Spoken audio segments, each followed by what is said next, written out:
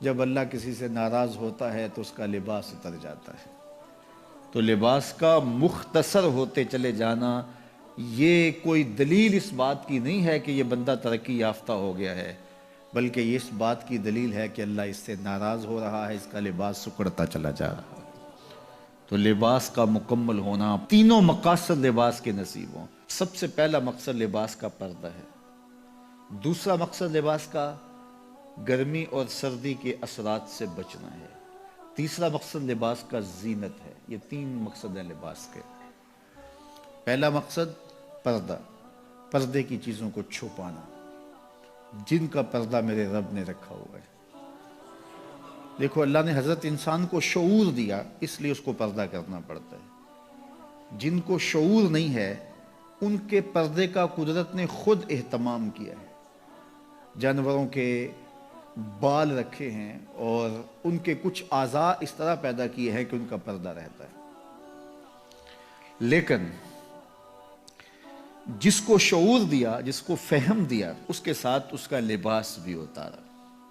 اور شرم اور حیا جب ہوتی ہے تو لباس کا اترنا طبیعت پہ شاک گزرتا ہے۔ اگر اعضائے بدنیہ کا اظہار ہو لباس سے تو پھر لباس کا یہ بنیادی مقصد تھا تو یہ بھی پورا نہیں ہوگا۔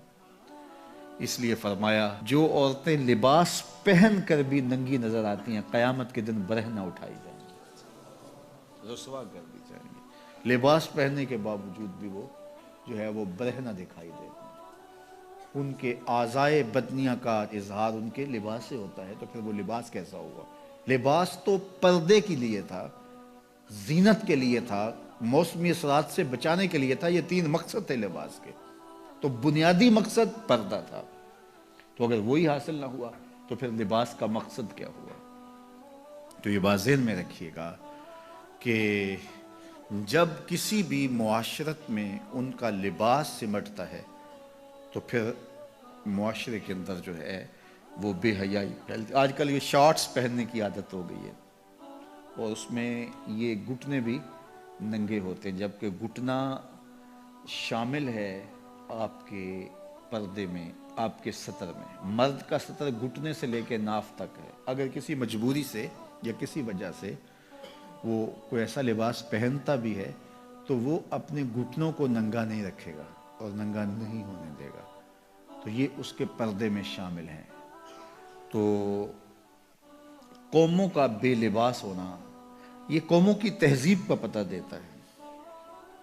میں وہاں اندلس میں گیا تو کرتبہ میں اور غرناطہ میں تاریخ دیکھنے کے لیے میں 2 دفعہ گیا، اور مجھے یہ تھا کہ میں جہاں مسلمانوں نے ایک مدت تک حکومت کی ہے ان مناظر کو اپنی آنکھوں سے دیکھوں۔ تو غرناطہ میں بھی دیکھا اور کرتبہ میں بھی یہ دیکھا کہ ان کے پرانے مکانوں کا جو طرز تعمیر ہے وہ یہ ہے کہ ان کی جو کھڑکیاں ہیں وہ قد آدم سے اوپر شروع ہوتی ہیں۔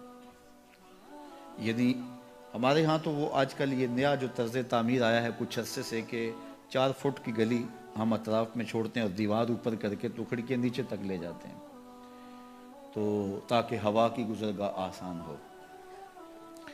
اور جب یہ گلی چھوڑنے کا رواج نہیں تھا تو جو گھر کے کمرے کی کھڑکی ہوتی تھی یا صحن کی کھڑکی ہوتی تھی وہ ڈائریکٹ گلی میں کھلتی تھی۔